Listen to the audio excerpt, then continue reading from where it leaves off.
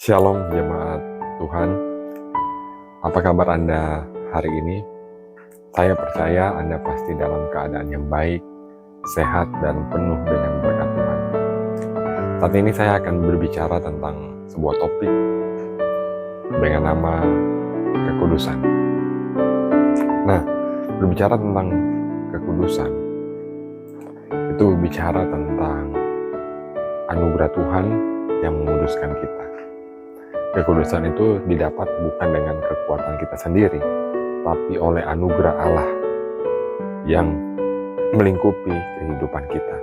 Tanpa Tuhan, kita tidak bisa menjadi kudus. Begitu pula, untuk kita diberkati, kita tidak bisa memperolehnya tanpa anugerah Allah. Mari kita buka di dalam kitab Korintus, dalam 1 Korintus 1 ayat 1 hingga ayat yang kedua.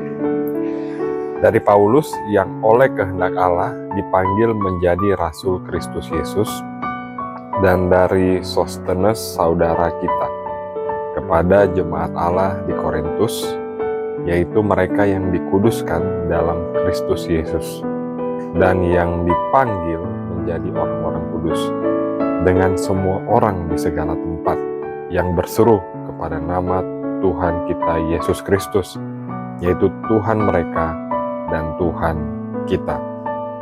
Jemaat Korintus ini sebelum menjadi jemaat, tentunya mereka adalah orang-orang yang belum percaya, mereka bukanlah orang-orang kudus.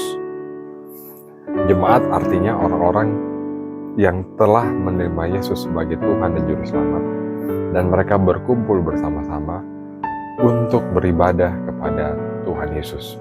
Itu arti kata jemaat. Intinya mereka telah menerima Yesus. Alkitab berkata bahwa jemaat Korintus ini mereka dikuduskan, dan mereka dipanggil menjadi orang-orang kudus bersama-sama dengan mereka yang berseru kepada nama Tuhan kita Yesus Kristus. Kuncinya adalah di kata yang berseru kepada Tuhan Yesus Kristus. Jemaat di Korintus, kenapa mereka bisa disebut orang-orang yang dikuduskan? Karena mereka menerima Yesus sebagai Tuhan dan Juru Selamat. Menerima Yesus yang telah mati di atas kayu salib untuk menebus dosa-dosa mereka. Begitu pula dengan kita. Kita bisa jadi kudus hari ini, bukan karena perbuatan baik kita, bukan karena usaha kita, tapi karena kasih karunia Tuhan. Banyak orang beranggapan bahwa untuk menjadi kudus atau untuk menghapus dosanya, mereka harus bayar harganya. Banyak orang yang beranggapan mereka harus membayar harga dengan cara melakukan perbuatan baik, masuk ke gereja yang rajin, pelayanan, memberi perpuluhan, dan lain sebagainya, agar supaya dosanya dapat dihapuskan. Tapi hal-hal itu memang baik, namun hal-hal tersebut tidak dapat menghapuskan kita. Hanya darah Yesuslah yang dapat menghapuskan dosa-dosa kita.